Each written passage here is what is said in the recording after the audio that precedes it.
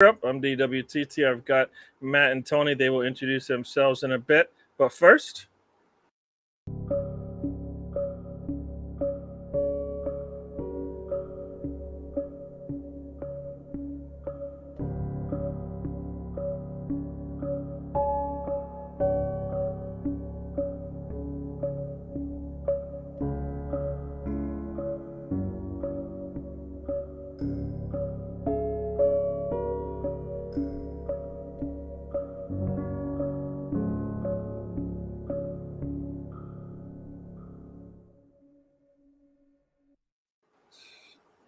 all right. Hello, everyone. DWTT. I got Matt. Matt, how you doing? Good, brother. How you doing, man? I'm doing good. Yo, And boy. cool. And Tony, how you doing? I'm doing okay, besides apparently being on the dark side of the moon. Yeah, he's for those who can't tell, Tony's voice travels a lot slower than his actions. So we'll see how that all pans out. But yep, I just took like a week off from work and dropped my kids off at college, and now I'm back. It's I was on the West Coast, as some say the best coast, and I don't think I don't know how they survive with being 3 hours behind the East Coast, much less 8 hours behind everybody who follows Arsenal, or in the UK anyways. That was like, by the time you get up, you've lost like half the day of Arsenal chat. So it was a little tough. I don't know how those guys do that on a regular, but happy to be back. Let's see. I think we got some people in the chat. Oh yes, we do. Steven, how you doing? Welcome to the show. BX Gunner is in the house. Welcome. This Tony Turner guy is always here. I don't get it. And last but not least, joining the show, we got Mr. Tom. Mr. Tom, how are you doing? I'm wonderful, gentlemen. Great wonderful. Great results. How'd you sneak in my back door? Yeah, he did. The door was just about to close. He snuck in, got his clothes, probably got his pants stuck in the door and had to rip them apart so he can get up here and get ready. So here we go. So I guess so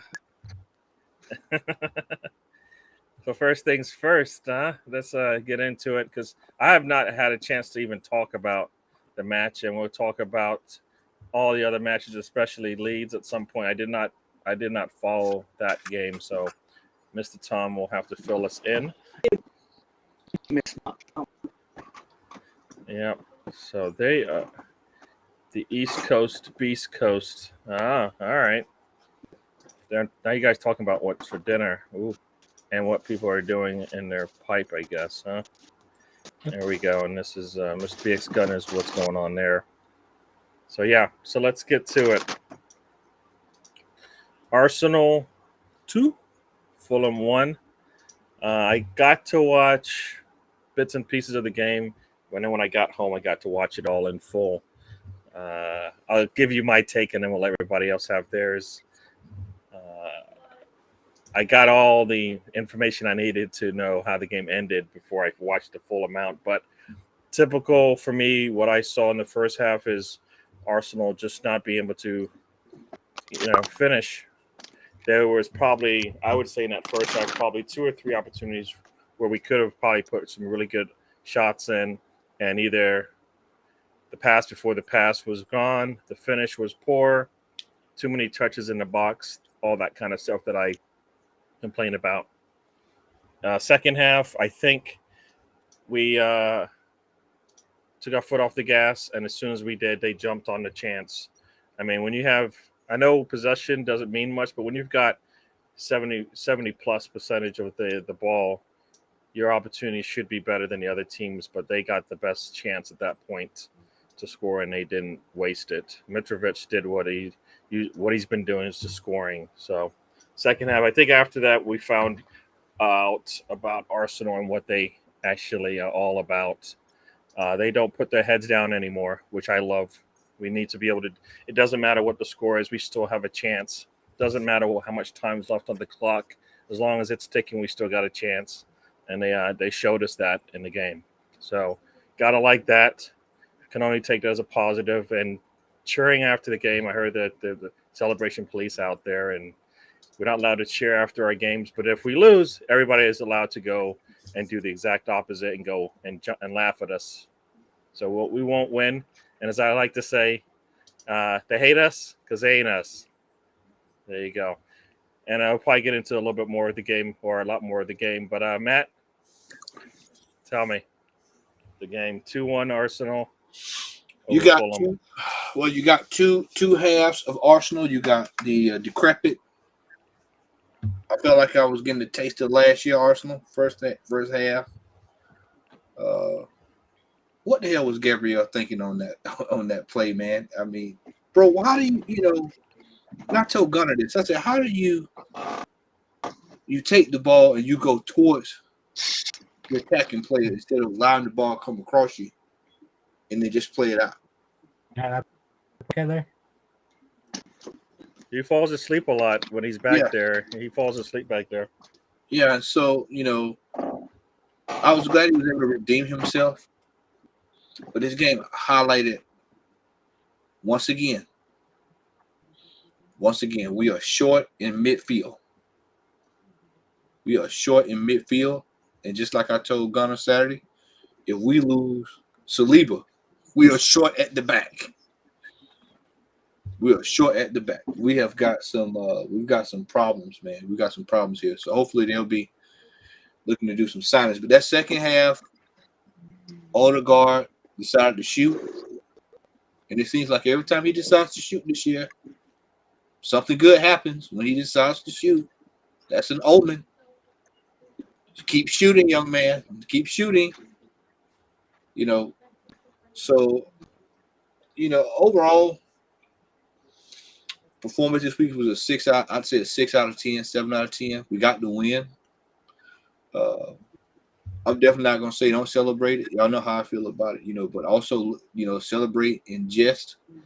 Realize that, we've got this week is gonna be a good. Now, if you want to have a good week to define how we are, let us get 2 wins this week. We get 2 wins this week. Now we really can, start smiling or what have you. Stephen Durham in the chat says, "How are we short if we lose Saliba?" I mean, you have to ask yourself, man. Do you think Ben? All right, let's put it like this: take Saliba out, and we're back at the same defense we had last year, pretty much. And how did that defense fare? That's all you have to ask yourself. The defense is fare much better with Saliba in the team. So if you were to pull him out, you would have the defense from last year, and you ask yourself, with 4 points with 3 games to go, how did that defense fare? Yep.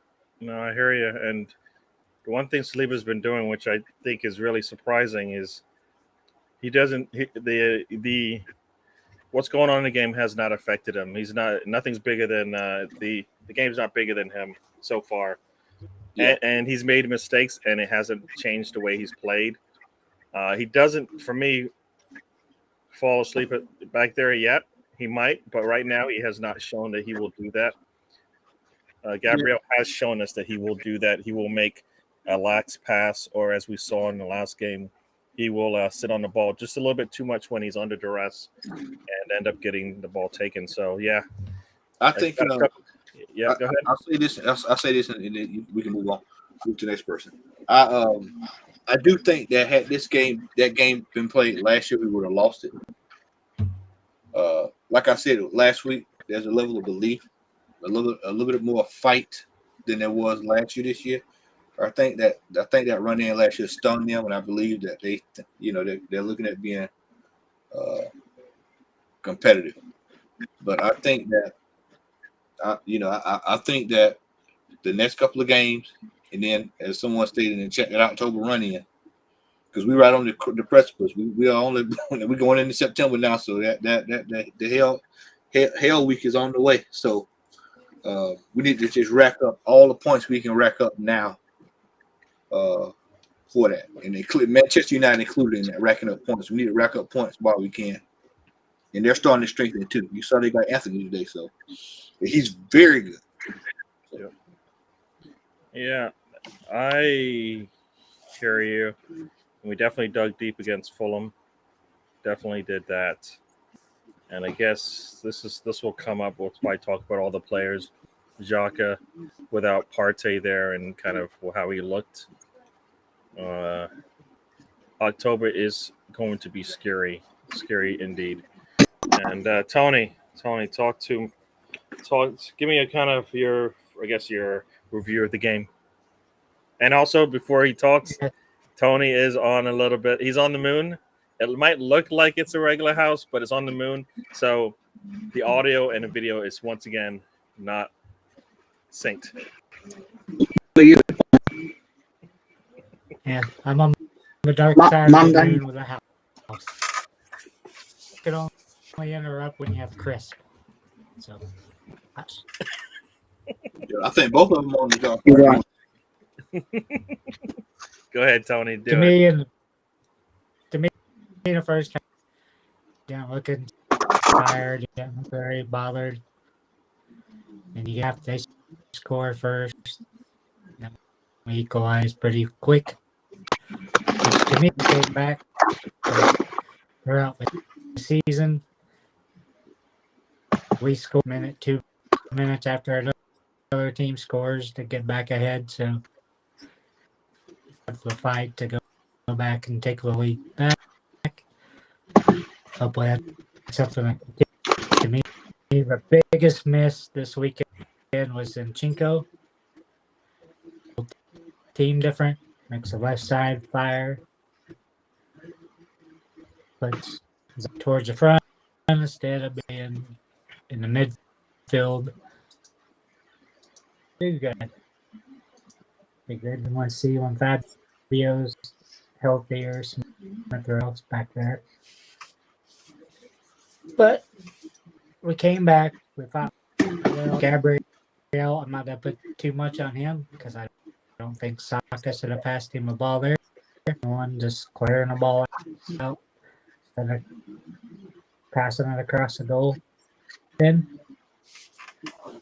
yeah, Gabriel probably should have did a little bit better. To me, Saka was just as much his fault there. Let's move on. But to me, it's the feel there. Other people, I see strike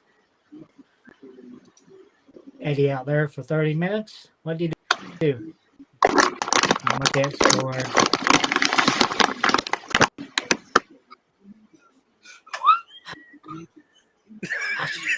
That doesn't sound like chips.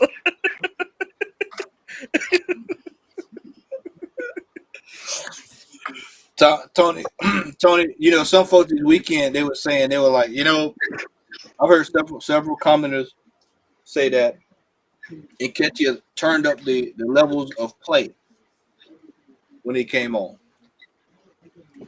Say with the team had more energy, but yeah, it's not gonna do you good just to put more energy into the team. But there's that Jesus, there's that they're missing Zinchenko. So yeah, I don't know.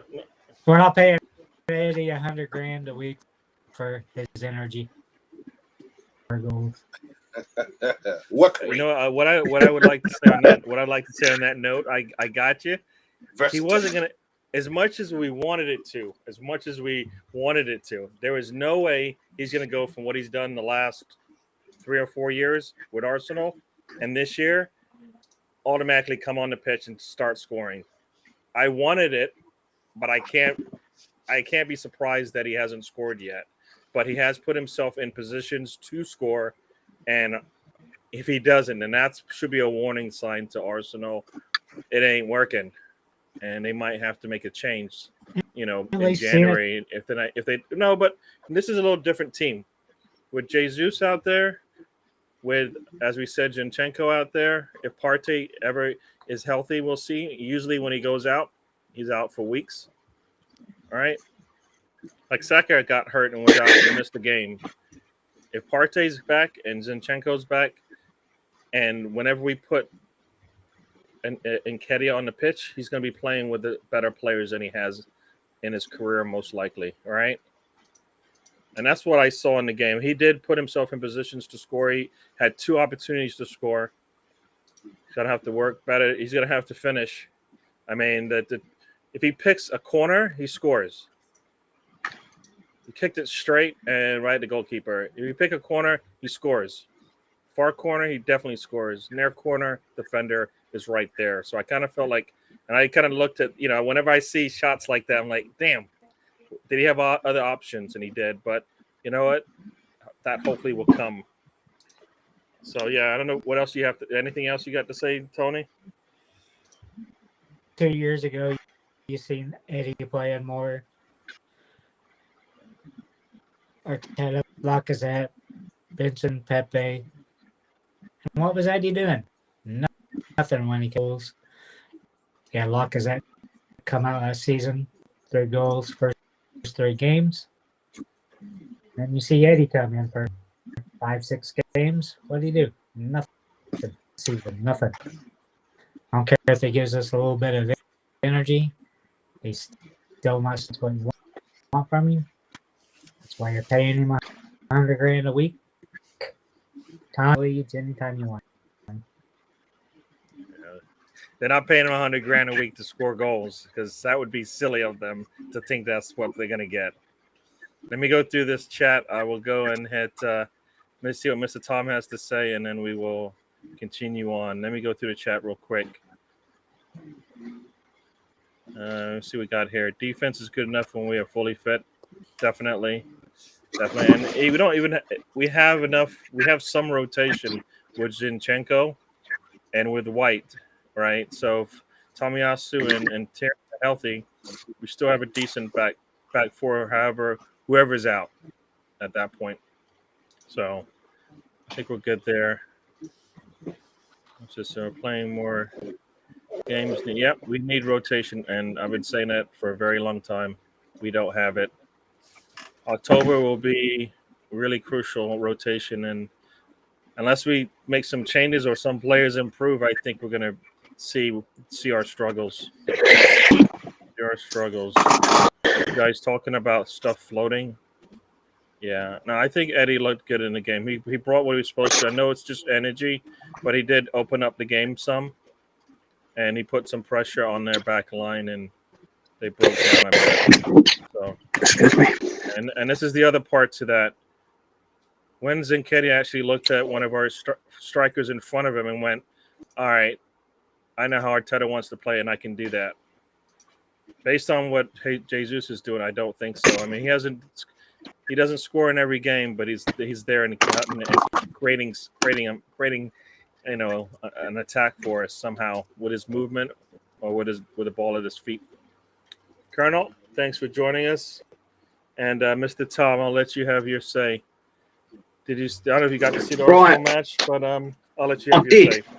I watched. I was fortunate, if you could say, to be in a position at work. Basically, I was faced with the Arsenal match, so I watched. And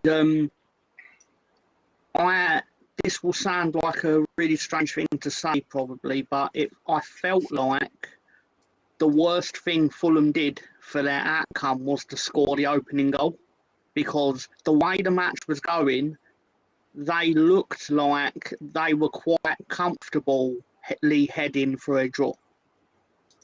And then it was like they punched you in the mouth and woke you up. It was like punching a dragon in the face and then getting burned by it. And that's basically what happened.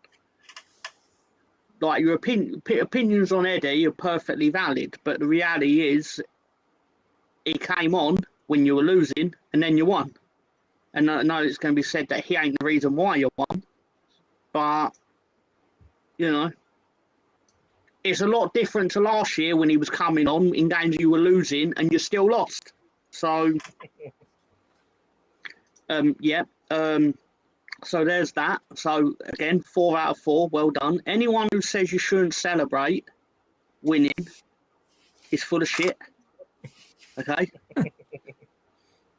Tell them. Don't get me wrong, right?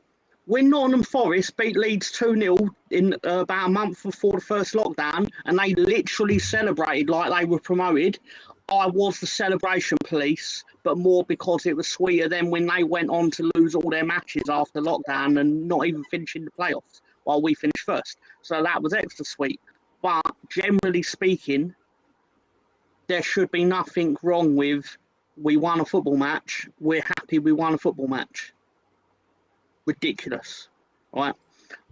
Also, congratulations to Arsenal under-15s for beating the Arsenal women 5-0, allegedly, according to Barstool Sports. That's a thing that happened, allegedly, yesterday. What was the score? I missed that. 5-0 to Arsenal under-15s. I thought I heard something 2-0, so I don't know what. Or maybe it was 2-0 at one point, so I missed. Yeah. Yeah, I mean, I'm literally just going from Barstool Football. So, at Stall Football claims that this happened, which will be interesting. And it will be also interesting to see how far the authorities go to purge that from our minds, because they can't have that game. But also, I want to congratulate Leeds under 21s on winning 5-1 today and getting Stinker Saturday out of. No. Yeah, I did not. I did not. As I said, did not get a chance to see the match. Leeds did not pull it out, but Brighton's been playing well, so it's kind of hard to, Listen, I can justify this in two different ways of thinking. Firstly, at the end of the day, we're going to lose football matches over the course of this season because always perceived as doing. We're still where we are roughly, and we are going to be competing with the likes of Brighton and that, or fancying our chances. And we lost 1-0 in a game where, or not in a game, but last season when we were losing matches by 4, 5, 6, 7. We lost 1-0 in a football match. I mean, that's the best way if you are going to lose, is to lose by 1 goal. So, but I mean, it could be worse. We could have been Bournemouth. but in all seriousness, the other way of thinking of it, or saying a less serious way, is I was so pleased by last week's performance against Chelsea that I literally saw we lost 1-0 to Brighton and was just like, all right then, because they're still heroes from last week. So no, they didn't beat Chelsea, they decimated them. Like scared them into buying Wesley Fofana. What I find interesting about that is when we played them, Fofana, was having nightmares, I think, by our wings attacking him. So I don't know if that's going to help them. We shall see. We looked like we got the better of the two. Sorry, Gary, just quickly. Also, as part of my rundown of various things that have happened, I've not eaten in 7 hours. So can I get this done at 24-minute mark rather than the 48-minute mark? Because I'm starving, if I'm being honest, Gary. No problem. I don't know if you have this brand in England, but in America, but McCoy's cheddar and they're rich cut. They're delicious. McCoy's, have not heard of that one. What flavor is today's flavor?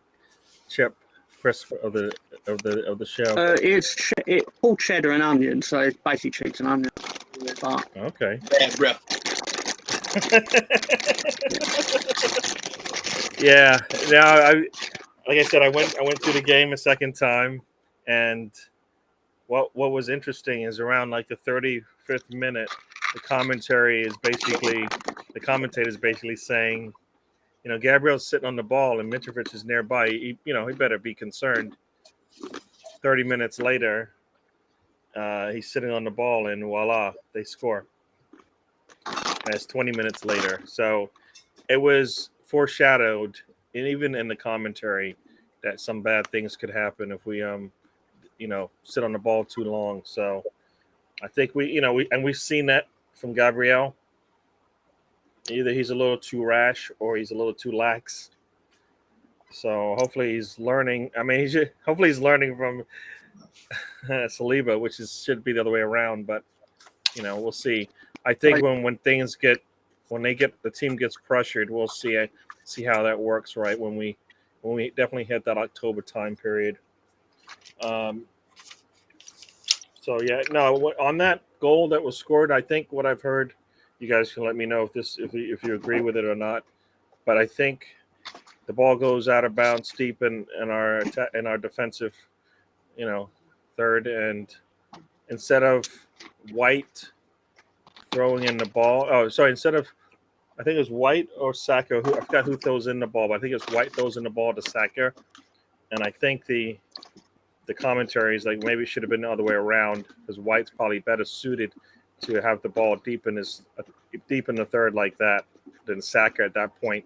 Saka makes a pass that puts Gabriel under a bit of pressure. He freezes, hesitates, and bang, all that happens. So, and I think the ball going out of bounds could have been, we could have gone our way or whatever. But yeah, just a lot of things going against us at that point. Horrendous defending. Horrendous. Yeah. Yeah. So I'm an expert in bad defending. I saw a lot of it last season from my own team. Yeah. So, and I think that's the thing about Arsenal. Sometimes we that's why we lack that leadership on the back line sometimes, where they're going to keep these guys' head in the game, as they say, and so they don't fall asleep. We fell asleep, paid for it, and like was it like you said, Mr. Tom? I think that was worst case scenario for them because then we decided we played a little bit. We were having the ball anyways, but now we had a little bit of incentive to try to get something out of it, and the team's playing better that way. So I kind of like that from them. You weren't bad before you scored. Like, that weren't my point. You weren't bad, but they did. If it had finished 0-0, they would have been thrilled, and they would have been well justified in a 0-0 draw at that point. But I will say for Gabriel, basically, I don't say his mistake was genuinely horrendous, but it was of such poor defending by his personal standards that I did sit there and think he's going to try and score, because you find a lot when defenders make a big individual mistake, they will try and redeem themselves at the other end of the field. Yeah, because that's the best way to do it. And he's known to score for us. So, well, I think they said he's got. They were comparing his stats to somebody else, and he's got as many stats as like attackers. So, there you go. All right. So one player that stood out for me, and you guys I'll let you guys have your say on it, and let me. Then I'll let you know what I think. Is Erdegaard. Mr. Tony, I'll let you go first here. Erdegaard, tell me. He started off the first two games rough. The player expecting him to be getting the goals, doing a lot off the ball. I think he's helped better off with. I think he's better just regular 4-4-3. Zaka up there on the left with 2 box to box. I think he's better than that. But I think he had a good game. The shots have been well taken. And Smith Rowe is probably the most accurate scorers we got. Really scoring. And unfortunately, right now, we have to kind of count on those because we're not getting up besides anybody except for Jesus. Saka looks off the pace. Just doesn't look that good yet. And it looks to back five still looked out of it. Wing back. I think the kid needs rest. Marquinhos a little bit in that game, but again, Arteta with a late Odegaard. I think he's starting off good now. Best first two games, but looks like he's coming into it faster than he did. Hopefully it continues. I think he'll do it. Sorry to me. Cool. You did mention Saka, and we'll get into that as well. That there's been a lot of talk about him. So Matt, Martin Erdegaard, how did you feel about his play? I think he did okay. That first half was rough, but like I said, he just. I think he needs to start expressing himself. He really needs. It's like he plays tight, but I think once he starts shooting, I think then he'll kind of round into the player he needs to be. It's kind of like you can almost see it a little bit, but it's really down to belief in himself. But then again, we have this discussion where he plays like this against these teams. He'll play the Fulhams, the Bournemouths, the Palaces, and then we'll get to United. We'll be trying to find him. So I want to see this level of play against these bigger teams, and then that's when you've arrived as a midfielder. So that's my thoughts on that, Brother Gary. Cool. Mr. Tom, anything you want to say on Erdegaard? I don't know if you noticed his play. And I'll talk too much. I'll let the other boys. All right. Now, as far as for me, Erdegaard, I throughout, the game was like you said, a little up and down to start, a little up late. I thought Erdegaard was actually doing pretty well. Like you said, I do feel like he needs to think about imposing his will on the game because he can do that. He's got the footwork, the ball handling, and everything to do that. The shooting, and by just shooting, he scored. It was probably it may have never gone in, but because he took a shot, took a chance, took a risk, the ball actually fell for him, and that's how you create your own. You create your own successes sometimes, and he did that. So he needs to do that a lot more. He did put. I think he did try to put some passes in. We didn't see the results of that, so the stats don't show it. But I believe he looked really good. I think there was one point where I forgot how. Yeah, I think it was when we lost the ball, and I think Martinelli got it back, got it to Erdegaard. He made a nice pass to Martinelli, who took that shot where he, like I said, he could have picked one of the corners. He probably scores on it, but I think he's getting involved now, and he's they know if they get the ball to him and they make a move, they attack the goal, he will get it to them. And I think that's what we need. We need somebody that like that over and over again. So hopefully he's getting more and more confident with his play. And yes, when we play the bigger teams, he will dip like everybody else on the squad. But that's why I need him to be showing me a lot now, so that when there is a dip, we still get something once in a while, and it hopefully results in a goal. So yeah, no, I think he had a really good game. Some say he was man of the match for me based on what I saw, because every time I saw him, I saw some good things out of him. Didn't disappear as much like Saka did. Jesus was there, but didn't really give us much. But Erdegaard did, definitely did. I believe we missed Partey, but I don't think we noticed it in this game. I don't know if you guys saw it, but Elneny did nothing really for us in the game. That goes back to what I was saying about having to make a midfield signing, man. That's the area we gotta really look at that. Yeah. No, that's gonna make or break our season. I'm telling you, that striking that midfield is gonna make or break our season. I think we could scrape by just without a right back, but I think Not having a midfielder and a striker, man, I'm telling you, that's going to come back. He's going to pinch us right in the ass. Yeah. Now I don't know. If you guys saw if you noticed that from El Neni, but he didn't have to do much. He didn't do much, and I don't think he passed the ball forward that often.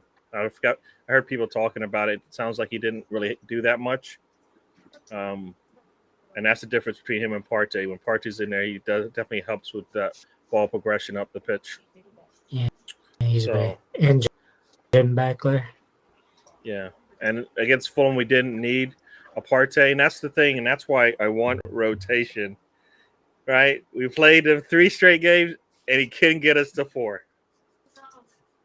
Right? Right? I mean, this is the best situation to get you ready for the season. 4 games with a week in between each of them, and he couldn't do it. And he hurt himself in practice. So does he? Maybe he doesn't need to practice because that's hurting, and maybe we need to rotate him even with a week off. It's right. It makes no sense, but we keep seeing it. And same was in Chinko. He got hurt in training too. So what are they doing in training? Too intense. How are they training harder? Like I don't get it. You should train harder and practice than in the game. The game should be relaxed, but we're not seeing that. We keep seeing these guys getting hurt in practice. So something's going on there. Yeah, Mr. Tom watching Arsenal. He definitely is an Arsenal fan. Yeah. No, I'll watch because we obviously show the sports at work. So even if it had been that team against Man United, I would have watched it through gritted teeth. But yeah. That's kind of right there, I suppose.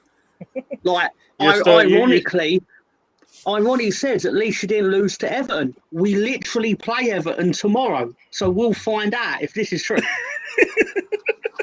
But you might unless you play on if you play on Saturday or Sunday, then you can redeem yourself and be back on the chunk. Yeah, of course. So might be okay. Obviously, genuinely, if we beat Everton tomorrow, then obviously Brighton is literally seen as a blip, and that's it. Plus, edging Frank back down to the Championship at this early stage of the season will also be a bonus. Who are Arsenal playing in midweek, gentlemen? We're playing Aston Villa. So I don't want to put that down as an easy win because I don't really think there are easy wins in the Premier League, even with respect to Bournemouth. But you've got to fancy yourself there, surely. Now, if we're talking about getting back into this thing called football and being a top 4 team, then we need to think that we can win this game. Off the first 8 games, we should be thinking we can win all 8 of them. As far as I'm concerned, all 8 of them, we should have a good chance to win all 8 of them.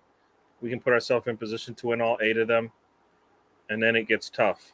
But we have a chance, and the problem is going to be as soon as these midweek games, and we'll see how we respond to a midweek game. I think what's key here is you got to keep in mind is, despite your start, you're still not looking at the title. Ultimately, you get above the line of 4th, right? And you're obviously putting yourself in a fair position to, at this early stage. I mean, I don't know. No, definitely. Well, and that's why we want to. That's why I think we put ourselves in a good situation. We need to win these games so that when things get a little tougher, we've got some points in the bank. Because people are dropping. Everybody's dropped points except for us so far. Can't afford to do it if we don't have to. So far, we haven't dropped, so I'm going to take that. Big Gunner saying another quality center back is needed. Yeah, I can't see us doing that, and I can't just because Partey. That's what I can't see. Just because Partey. Yeah, definitely he should have cleared it. I don't think teams should. sorry, I think teams, it's dangerous for teams, like see it's shown with Villa. They've bought so many players and spent so much money that over time it's not really working for them in the way that they've hoped. Whereas I think if you keep a consistent team, but still manage to freshen it up, like by adding one player to each line of defence, midfield, attack, then you can still achieve consistency while keeping the team fresh, and you don't build as much complacency. For That's a sure. danger too. And yeah, I like to think that's what Arsenal's doing, right? They're not bringing in players that are gonna, as they say, spill the apple cart for those over here in the States. So basically, Yep. rock the boat kind of thing. So Yep. the boat's sailing somewhat smoothly. There are some rough seas, but they can't afford to take any big drops by who they bring in. So they're being smart about it. Yeah, no, I think Partey, we're not gonna. I don't think we can't afford to get Partey out of here,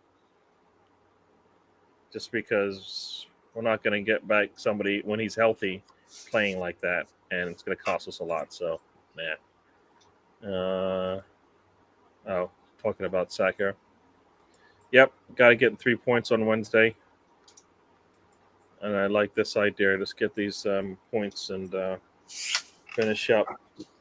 So You've got to do the thing that we did 2 years ago, which is why we finished 9th. Was we won every single match against a team we considered survival rival. Let's say, like we played Fulham, beat them twice. Played Sheffield United, beat them twice. Played Newcastle, beat them twice. We basically ran the gambit of everyone in the bottom half and beat them and beat them and beat them and beat them, and then lost to everyone that. I'll say we lost to everyone that we were supposed to lose to. Did beat Man City with 10 men. yeah, and I saw a stat, and I think last season Arsenal beat all the relegation teams. So they do that. But like you said, the teams around you are the ones that you need to be the better of, and that we didn't do so well. Crystal Palace, Newcastle, even Southampton. We didn't get all the points from those games, and we needed to. That was a difference. Realistically, you need to beat everyone from 9th to 20th twice. And at worst, one or two of them 4. If you don't, then you'll be back in Thursday night football. Definitely. And this is the worst year to have Thursday night football. Why is it the worst year? Because because you're playing you're playing twice a week until Christmas. Well, not Christmas, November. But this is why, I'm quite, going back to my team, I'm quite happy that we're not in Europe. So, and we're not really a cup team. So we're predominantly going to be playing once a week, apart from the couple of weeks where there will be 2 Premier League game weeks. But your team, because you also need a cup run, because your fans want to go deep in. Because I know I listened to enough Arsenal last season to know that you all felt you exited every cup too early.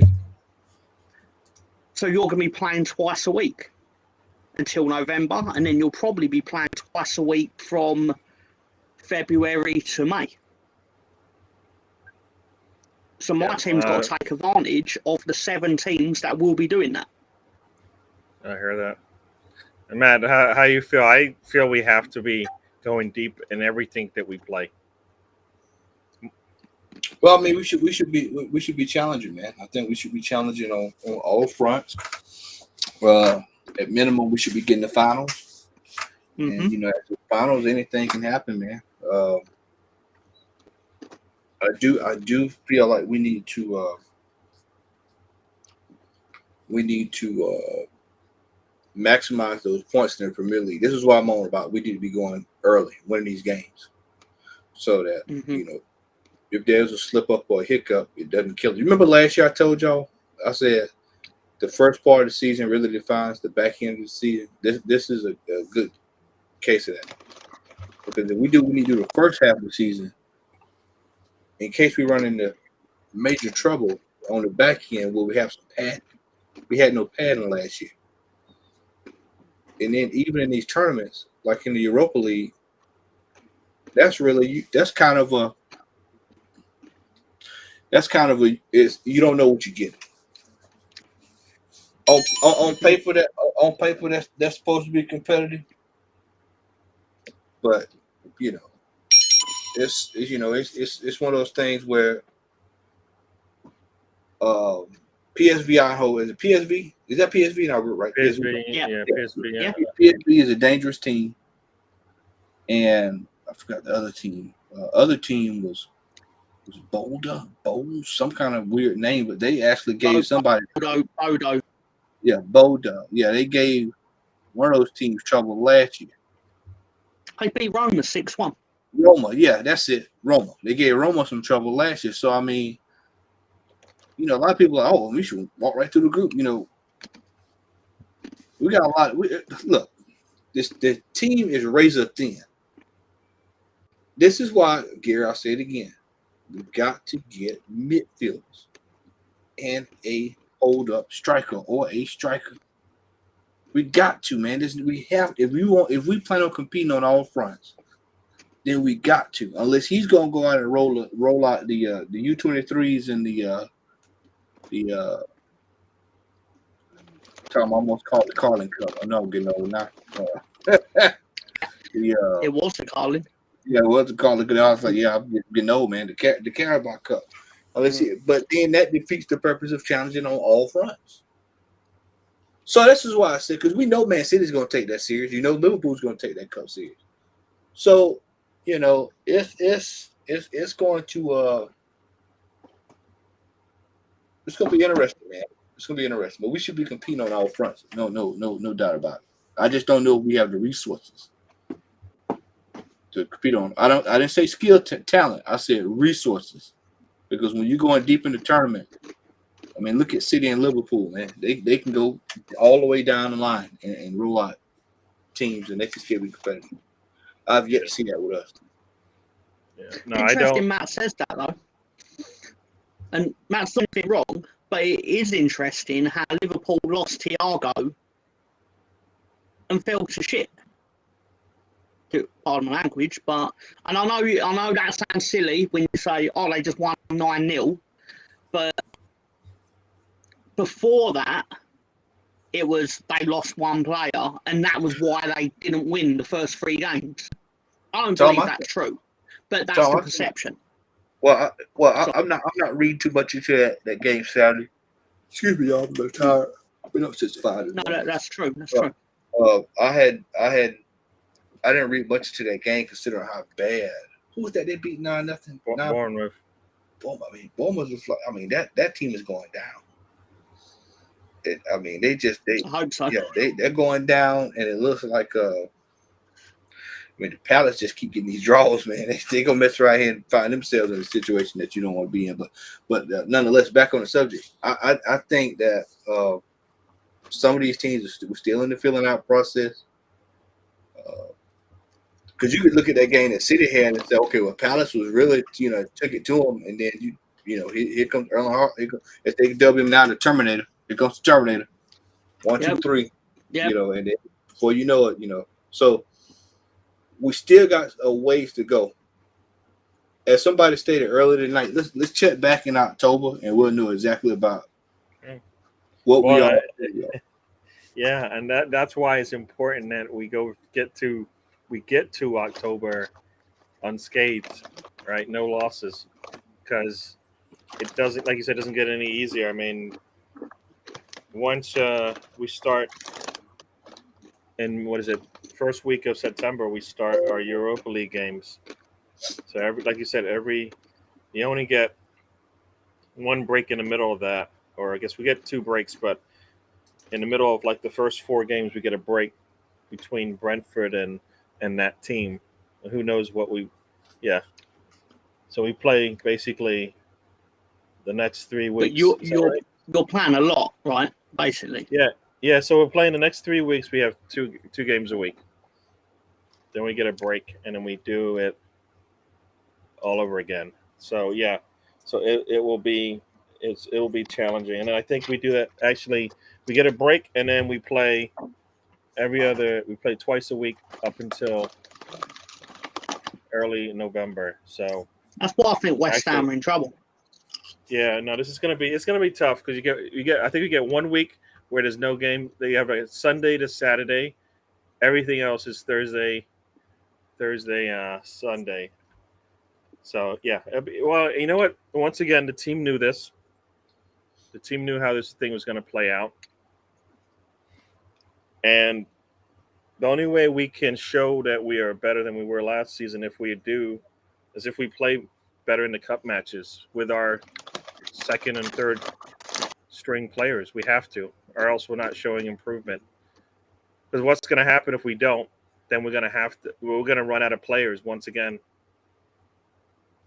Right? We're going to run out of players. At some point, we're going to have to take some of our starters and sit them in some important game, be it Premier League, like in October. We play what? United away, Zurich away, Everton home, PSV home. Then we got Brentford, and that's the break before we play that team. And then you said Boda is really good. I mean, they're not, they can surprise you, right? Yeah. They're not world class, but they can sneak up on you, and that's the dangerous thing. So here it is. That team, Boda. If you don't take it seriously, they'll beat you. No, well, think about it. That's 4 games in a row against teams that either can surprise you or most think we will lose, right? And then after that, then we play Leeds away. So it's not getting, Leeds at that point. Same Leeds. You're not going to be the same Leeds way you played last season. No, probably not. Our 15-year-olds are staying at home. But we're not the same Arsenal either. So it could be a similar game. But no, like I said, between that, when we play that team in Liverpool, we've got 2 games back to against Boda Glimt. So we played both the home and away in between those. So that will be an interesting set of games back. That 2-week period will be a challenge for us. But we have to come out of that winning at least 2 and drawing 1 and 1 loss. Can only take 1 loss. I don't think we can take 2 losses in that stretch, no matter who we play. Have no choice. You are lucky that in the draw, let's say, that you ain't going really, like Man United have got to go to Moldova and things like that. Like, at least you're not going all the way across Europe. Like, these are relatively comfortable away trips, let's say, compared to what you could have had. Yep. No, definitely. But I don't think we're as deep as we would like to be. 3 games in, we've already lost 2 of our starters. Still wanted to go to Jerusalem, though. And it. What is this here? Maybe next. Gunner. Yeah, no, we definitely have to go into that match with all our points. So 15 going into that match, and we're playing away. So there you go. Can't wait to play them. Oh. Yep, no, we're definitely not spineless. Oh, these are the 3 teams, I guess. And that's the one thing Westfield's been doing. Westfield, West Ham has been doing is picking up some players. So that midfield looks really nice if you're West Ham, right? Yeah. You got one West of the Ham most. are a good football team when they play Saturday, then Saturday, then Saturday. They're not a good football team when they play Saturday, Thursday, Sunday. Yeah. Then Thursday, then they're not a good football team. And the problem with West Ham is they're going to have at least 6 weeks in this 3-month stretch where they are playing Thursday, Sunday. And they're already not in a very strong position when they've been playing once a week. Yeah. Actually, no, they've been playing qualifying rounds. Sorry, I was mistaken. And to get ready for their Conference League games, they got to play that team in Chelsea. Mm-hmm. So also, keep in mind, Rice is only going to be there this year because I think he's out of contract either next year or the year after, and he don't want to sign a new one. They must have like a year contract on him or something because they can't. I don't think they can afford to keep him in the squad if he's going to just walk away at the end of this thing. So either he's gone in January and they get a little bit of something.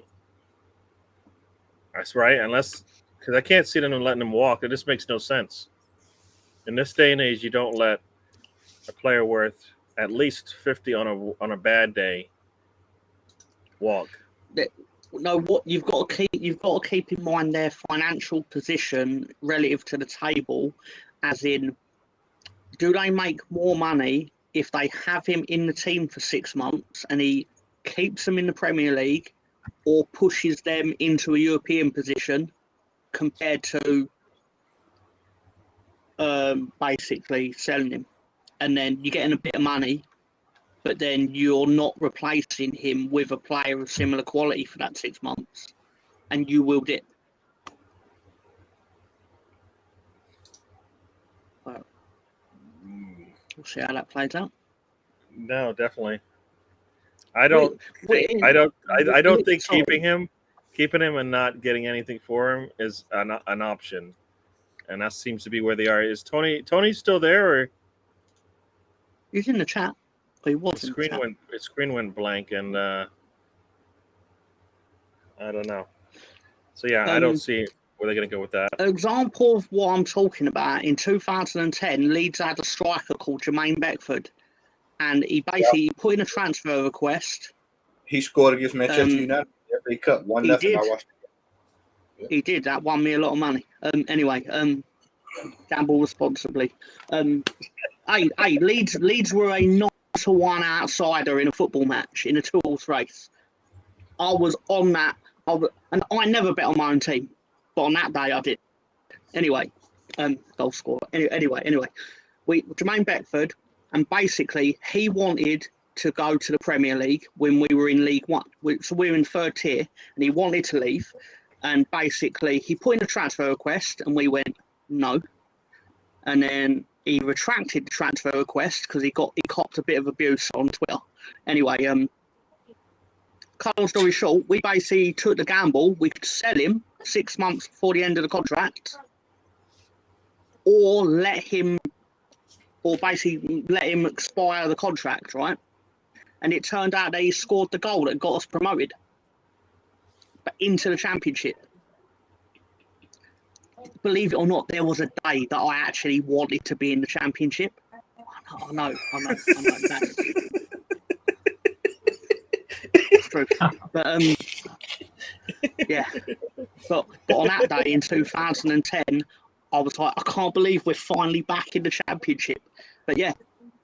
But if we'd have sold Jermaine Beckford to whoever it would have been in January, we might have got promoted anyway. But we probably wouldn't have, because he was a goal scorer, and that's what West Ham are probably weighing up in sort of what you get by keeping him. And he ended up signing a contract with Everton.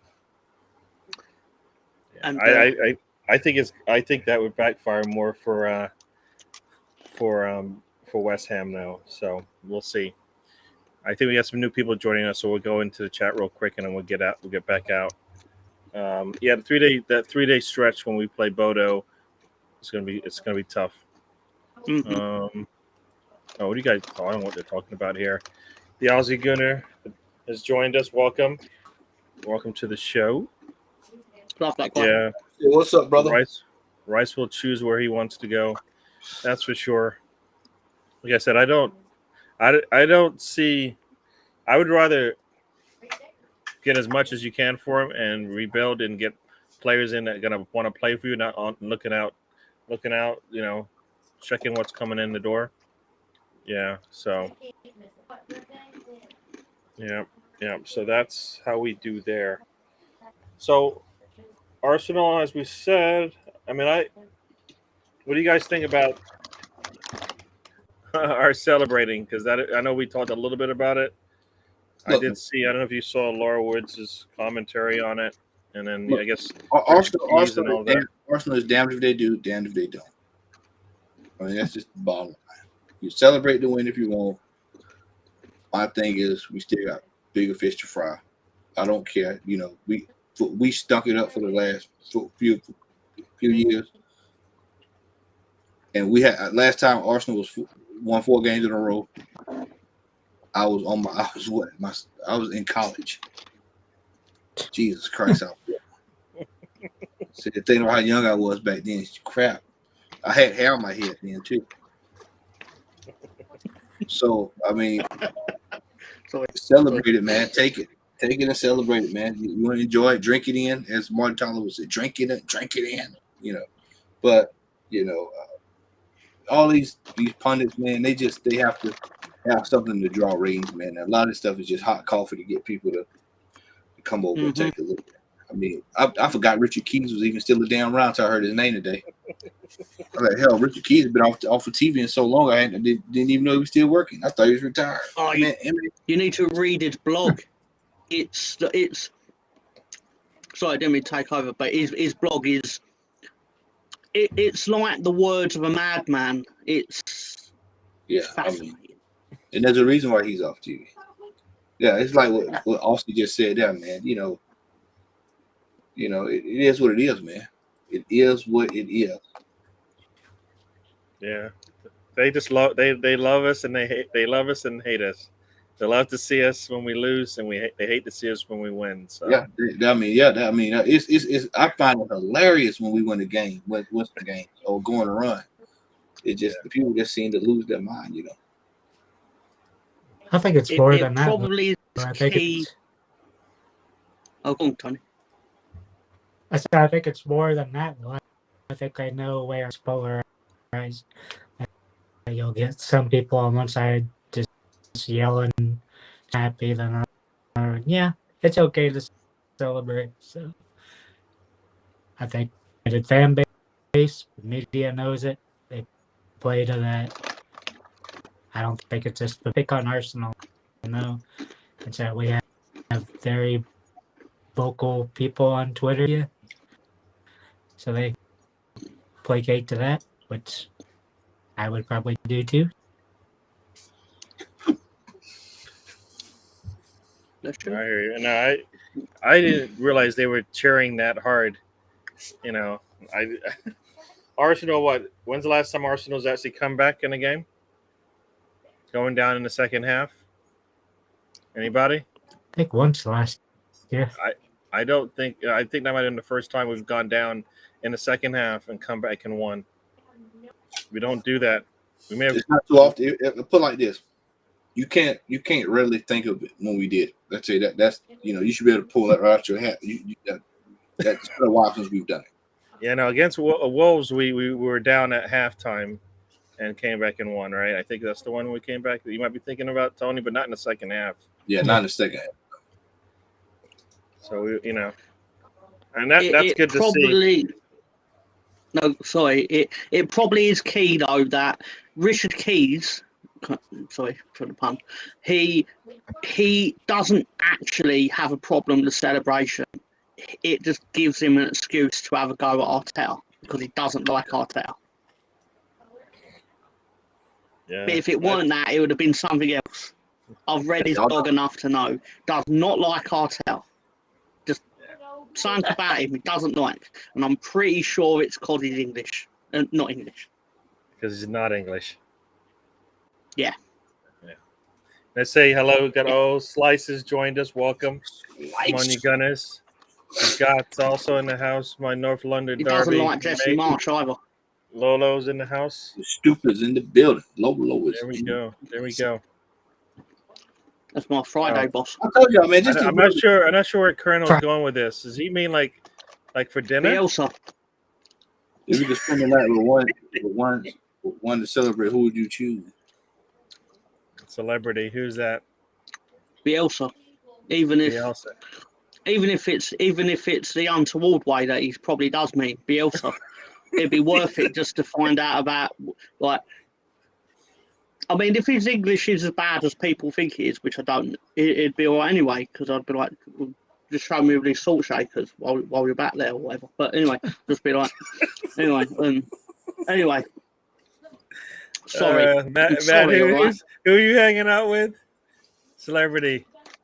You get to pick anybody. That's a tough one, man. Damn, that's a tough one. Al Pacino. Al Pacino. There you go. There you go. What about you? What about you, Tony? I have no idea. There's too many to choose from. Just the first one that comes to your mind. Well, you know what? I know who I Robert hang out with, man. Downey Jr. Robert Downey Jr. Oh, you're trying to kill Hulk yourself. Hogan. I hang out with Gary. You're trying to kill yourself, Tony. I hang out with Gary.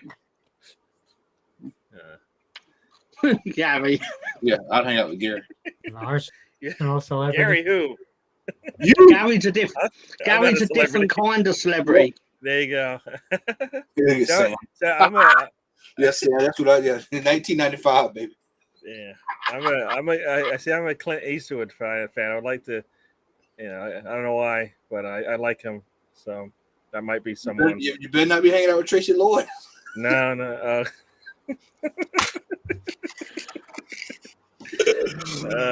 Oh man, you have to go Google that. You have to go Google that one. This is a yeah. I'm upset that I got that reference. We all hold up on the panel. You share Underage. Yeah. I mean, it was Wolves last year. Yeah. Oh, look at this. Lolo's saying Salma Hayek. So he's taking a different direction than we have. Yeah. So I've taken a not lot a poor of choice, crimes. though. So there you go. This is the reason why we just found it.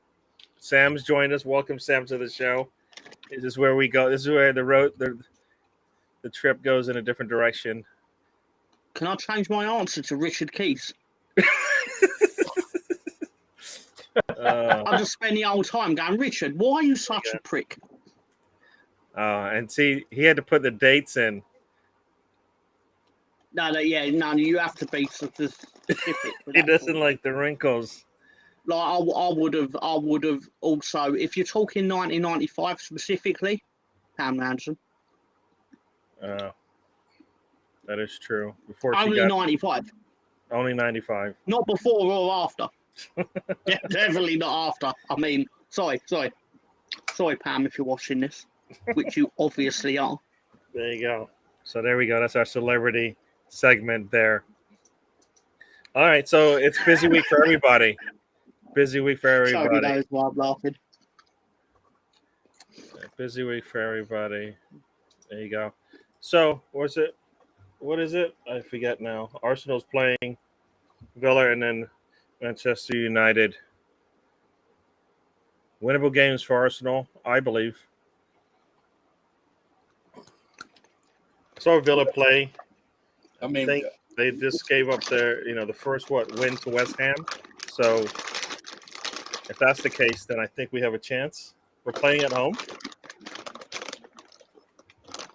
We should win that one. We're playing at home. We're gonna need it. Tony, what are you thinking on that next two games? They'll win. They're still not clicking. So it'd be easy. Games, you never know what happens. They're finally starting to fire under Haig.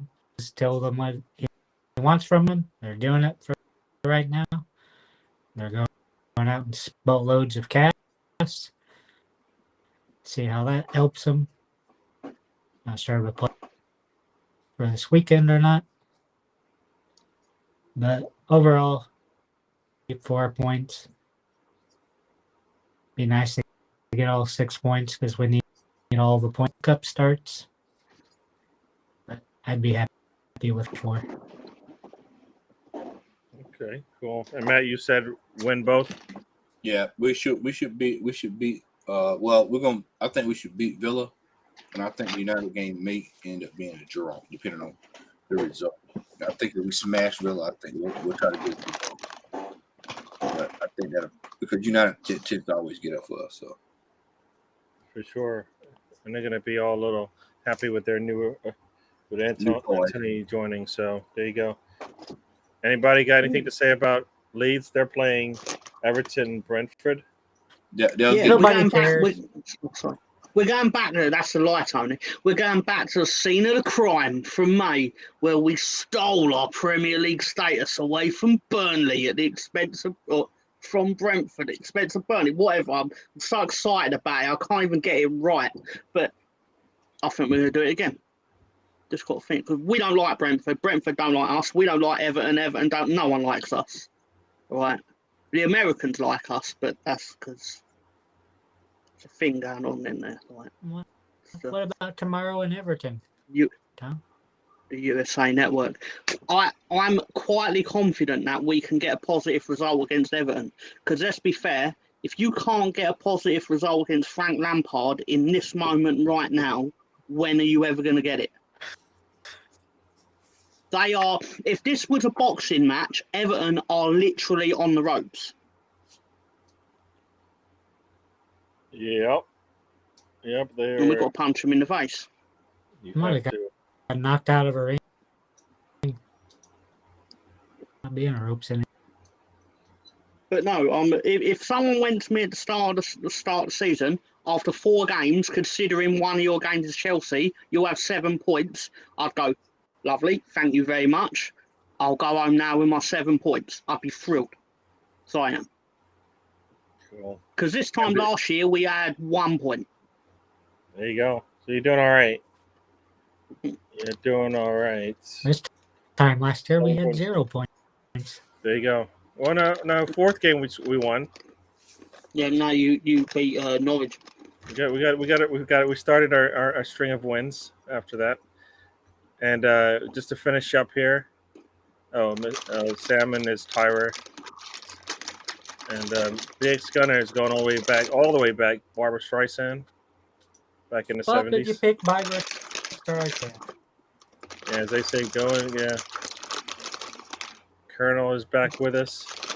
Has Tom had his the tragic transit truck of terror tactics sponsored by Thomas the Tank Engine yet? I don't know if that show might just be for the weekends. I'm not sure if it comes out. We get Mr. Tom's question of the week, so that's how we end the show. Good question this week. There you go. There you go. The transit truck. I don't even know what that makes no sense to me. Can you tell me why that makes any sense to you, Mr. Tom? Do you know what the tactics truck was born out of? Was in England, the Premier League highlights were always on Match of the Day was always on the BBC channel, right? BBC One, and in 2004, they basically got outbid for the first time ever by ITV, like the other channel, the other main channel in England. And they got bid by such a high amount, it was shocking. And then as part of their show, there was a footballer called Andy Townsend, who was one of their pundits. He used to play for Villa and Chelsea and that. And he basically did a thing called Townsend's Tactics Truck, where he basically literally parked a truck outside one of the stadiums and then basically did what I did the other week with like the wand and all the... But it's ridiculous because, I mean, he was a professional footballer. And it's so he's ridiculous literally... he made Matt go away. Matt didn't want to hear it. You scared Matt. It's like... Too much nonsense for Matt. Well, Matt did have to watch it in 2004. I mean, it nearly killed football in England. I mean, it was...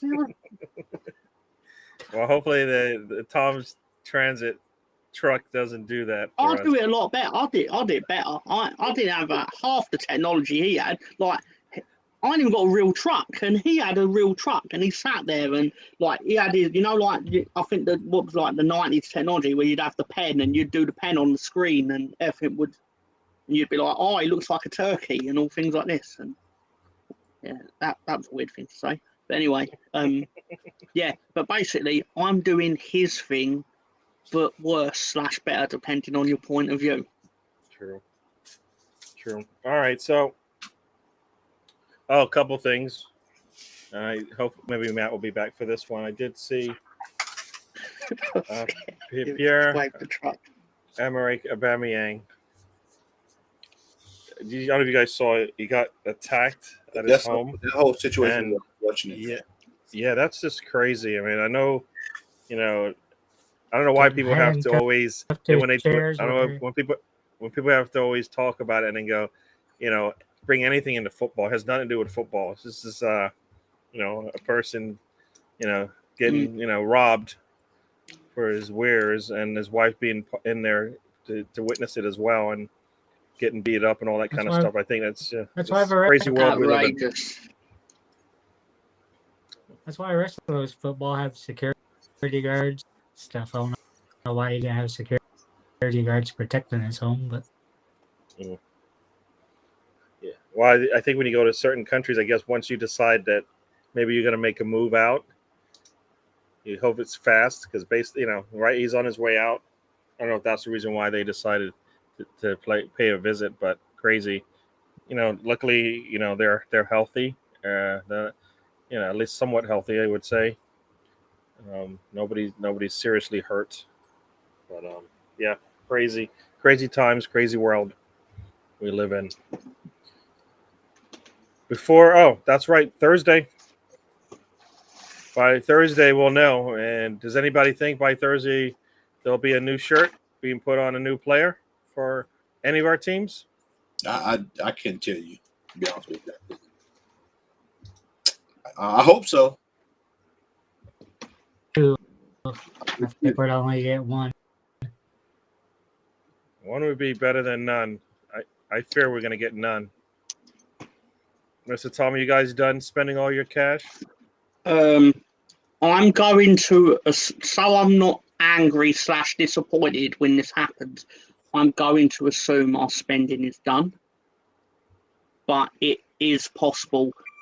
We're apparently looking at buying Hwang from Wolves, even though they've only just made his move permanent, because this is going to sound absurd to say, but Hwang of Wolves is another Jesse Marsh player, because he basically played with Haaland and Aronson and not Adams, but basically he's one of Marsh's boys. So that rumour has picked up steam because Wolves are also buying a striker as well, potentially to replace him. So that could happen. I don't know whether it will, but we probably do need a striker because Patrick Bamford is. I feel bad speaking bad of him and his injury record, considering he did score 16 goals in the season to help us survive the first season. But it feels like he manages to break his ankle answering the phone type of thing. I just terrible luck, but him having terrible luck doesn't exactly help us. So we may need to buy our way out of that issue. But I heard that. And Ray's joined us. Andy Townsend's our Irish international good player in his day. Yeah. Oh yeah, so let's talk. Tony's is Tony calling you out? Not speak badly of him. He was perfectly respectable of Townsend, but his truck was not. What I will be fair. The problem with the tactics truck he just said he barely destroyed football. It was too far ahead of its time. Like it would actually more fit in with modern football. like with the technology and stuff like that. But at the time, it was like he's in a truck. But yeah, anyway. And I guess before we head out of here, decent player, terrible pundit. What are you watching? What is it? What are you currently watching, Tony? And I guess everybody will get a say in this one as well. Gotta watch episode 2. Watching. I've been watching lately. Haven't watched any of it until last. Well, we do in the shadows. Makes me think of Sam up there. Cyrus. It's pretty funny. Got the vampire thing. A lot of bad language in it. A lot of funny humor. It's a pretty good show. Tony watching a show with bad language in it. You surprised me, Tony. I would never have guessed. Still watching Game of Thrones, so I have a way to go to get to House of. I've been watching Dragons. a show that's PG. PG. What's that mean? PG. Parental guidance needed. Do you have parental guidance nearby? Well, I wrote my mum a letter, and she said I can watch it. So. No, for last year I've been doing when I can a Star Trek binge, because then when I could dismiss it as rubbish, I can now actually know what I'm dismissing as rubbish. I hear you. Because there's nothing worse than criticising a TV show and then someone going, "But have you actually watched it?" And then you go, "No, never seen it in my life." It's why I don't pick on Jersey Shore and stuff like that, because yeah, I'm sure I want to judge it, but I've never watched it, so how can I sit here and go it's crap if I've never seen it? I hear that. I'm sure it is crap though. I'm sure of it. No, I don't know. Okay, one last question before we head out of here. And as Ray says, he doesn't really want to know what Sam and Tom are doing in the shadows. You find out what Sam does in Chicago. Laszlo and Colin Robinson. All right. Yeah, so here's a question before we head out of there. This was the other thing that everybody's been talking about. Saka looks tired. Saka needs some rest. I personally feel it would be nice to get him into a rotation. It might I think he might get some more fire in his belly. We might see him play a little bit better because he knows he has to sit, not necessarily because he needs it, just because it'd be a good incentive to have players rotate and come in there and give even a little bit more than they were giving. So, Matt, Sacker, bench? I mean, I wouldn't be against it. I mean, the boys have been playing almost in their calendar year. You know, I think he would do him a good. You know, give him a couple of games off, man. Give him a break, freshen him up a little bit. But you know, if he plays, he plays. It's just as long as he doesn't get injured. Honestly, you really want to know what I think it is? I think he doesn't want to get hurt before the World Cup. And I don't think he's playing at full speed. That's just me. You don't think he's thinking about his contract? No, I think he doesn't want to get hurt for the World Cup. I think that's exactly. You're gonna see a lot of players like that. I think he wants to redeem himself for the Euro final. Yep. So. And you know what? He didn't get. I would say England, and that's probably more in Southgate, didn't set that team up the right way, as opposed to individual players let them down. The system was broken, and they were able to still get to the finals with it. But I think the little finer details hurt them, and they got punished for it at the end. Yeah. With the squad that they had going into that final, there is no way they should have struggled that hard to get a goal in the 90 minutes, and then have another 60 minutes and still not be able to get a goal in. You know, the goal that they needed. And with the squad, you got Harry Kane, you have Sterling. I mean, at some point you got to score. And the way they were playing, they weren't able to tap into that. I mean, they were playing for what I would say an older squad, and they should have been able to beat them up, and they did not. But that's just my take on it. But we have hit the 85-minute mark, so I'm gonna let everybody have their say, and then we're gonna get out of here. First up, we're gonna have Mr. Tom, and Are we ready? And everybody, we're gonna And have Liberace's Mr. Tom's notebook. question of the week. Are you all ready Good for the grade. question of the week? Yeah. Yeah, sorry. I feel like a star doing this. No. Okay, let me read it. Okay. Okay, got it. What do Pele and Mick McCarthy have in common?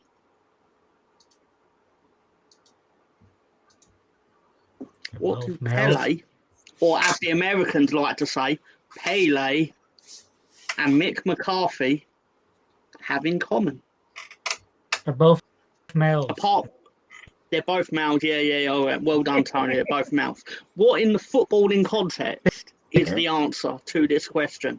They played. They played at Yankee Stadium. Oh, that's quite out of the box. It's not the answer I've got because I don't actually know if that's true or not. But I'm gonna look into that. But you know what I got written down. I mean,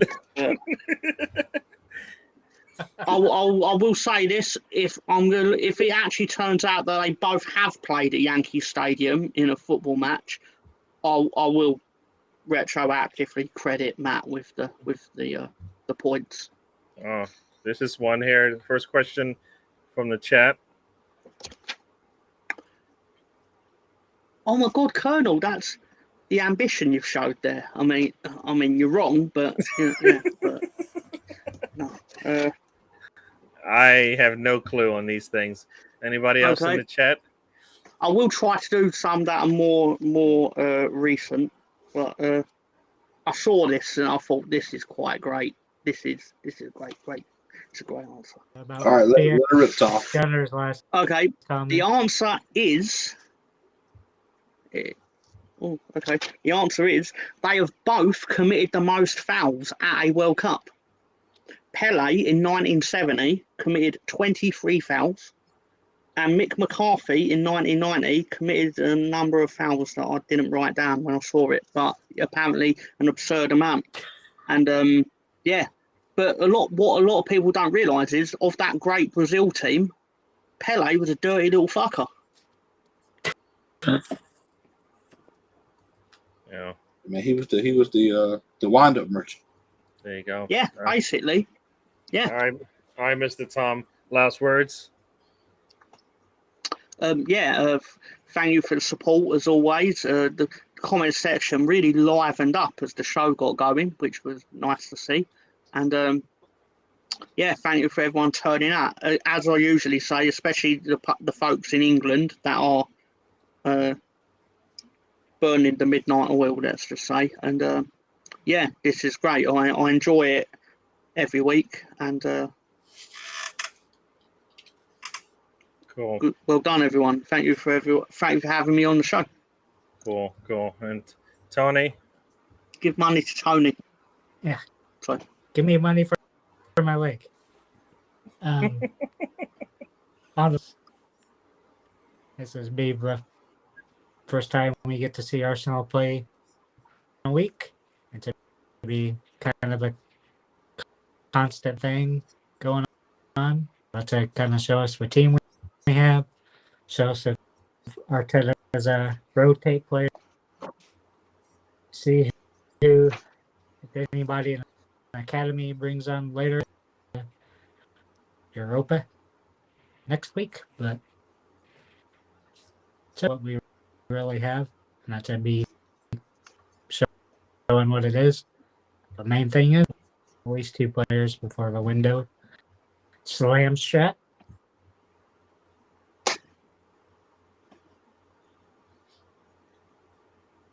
Cool. Now it's time for Mr. All right, and Matt.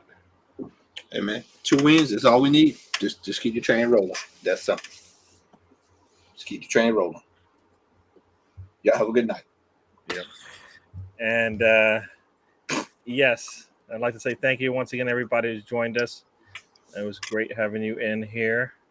And I did see a question that I was just going to answer just because I guess I can. I don't know what this is, but I don't know what that is. But yeah, on to the next one. Unless we need to change, I think we'll hopefully stay with the same team. Let Partey get an extra day of rest before United, if that's possible, and move on. We're gonna have to get used to playing without Partey.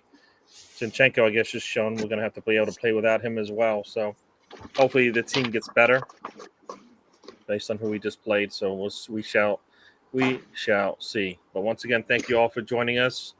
It was a pleasure. Hope you enjoyed it. We'll do this thing again next Monday. We definitely will have our Saturday show now that all things are kind of back to some sort of normalcy, and we'll get out of here. So, as I like to say, life is a journey. Don't waste the trip. Enjoy the ride.